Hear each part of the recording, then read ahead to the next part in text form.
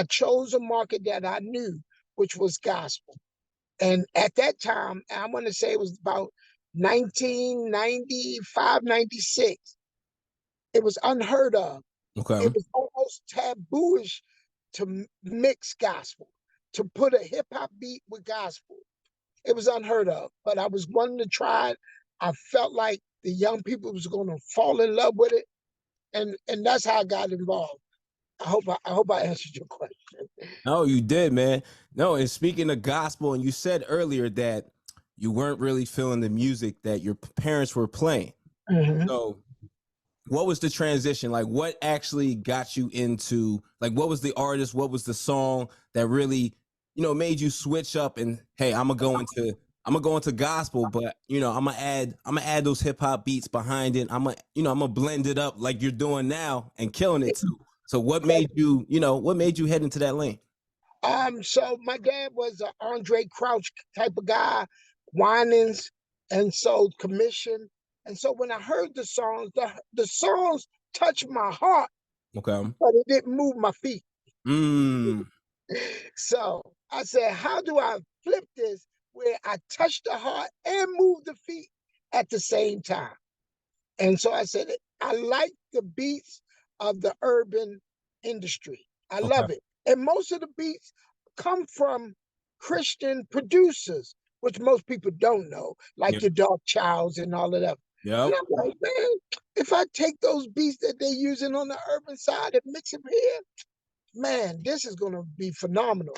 And at the time, folks shunned me. They said I wasn't saved. They said I didn't love the Lord. But Mm. I kept going. And there was one guy, his name was Craig Brower, and he's my partner.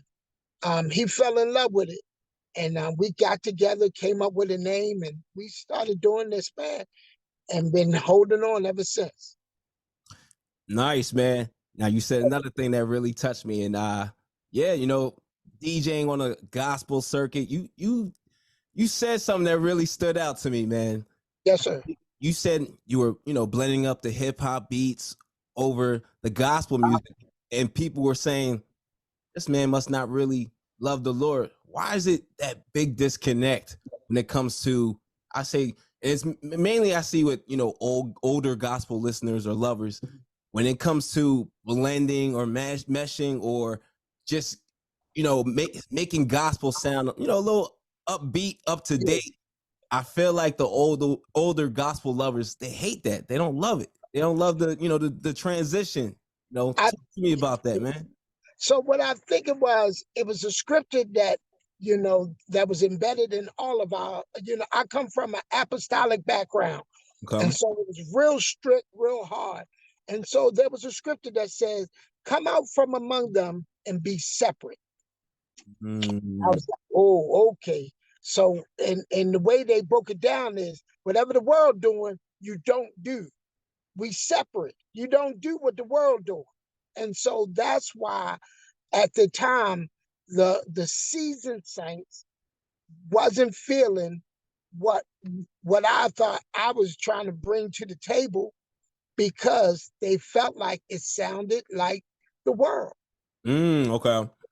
Where the message changed from the beat.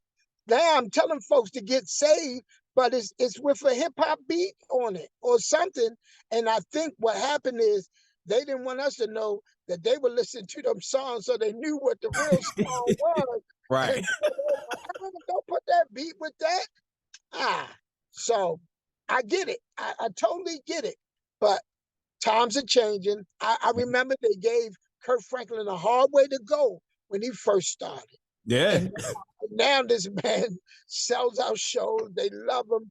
And it had to grow up on and grow on him.